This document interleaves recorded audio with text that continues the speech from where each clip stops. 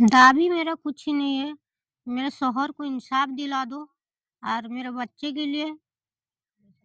उनका कुछ कानूनी तौर पर उनको कुछ आगे भविष्य में क्या-क्या आगे बढ़ेंगे, क्या-क्या पढ़ाई करेंगे, उनका पढ़ाई क्या-क्या होगा, ये सब बारे में तुम कुछ सरकार से निवेदन है, बच्चा के बारे से कुछ कर। आपण माने भी देखुथिबे तांको परिवार रो को भली अवस्था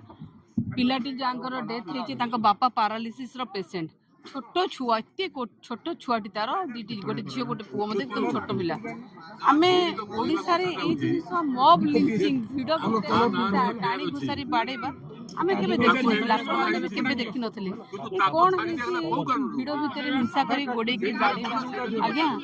मु गोटे कथा जानि छि मोर नेता नवीन पटनायक हमको पठी चेंदे कि समस्त को ता संगे आमे ए कहिया पे आछू जे आमे से परिवार संगे रे अछु से परिवार सुख दुख संगे आम ठिया होइछु ये परिवार को न्याय देवा आम निश्चित भाव में डीआईजी के भेटू एवं दाबी रखू परिवार को न्याय दि जाऊ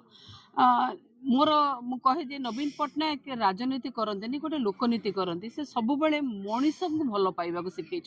सी कहते 4.5 कोटी ओडिशा लोक होती मोर परिवार आपड़ केबे मॉब लिंचिंग देखि नथिले ये जो सब घटना घटुची नुआ नुआ घटना आज्ञा जगन्नाथ संस्कृति आमर जगन्नाथ संस्कृति साल बेगों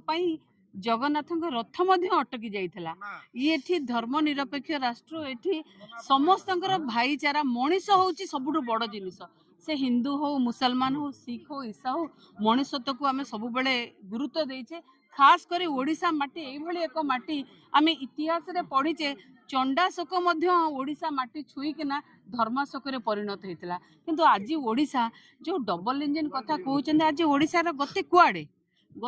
आप आज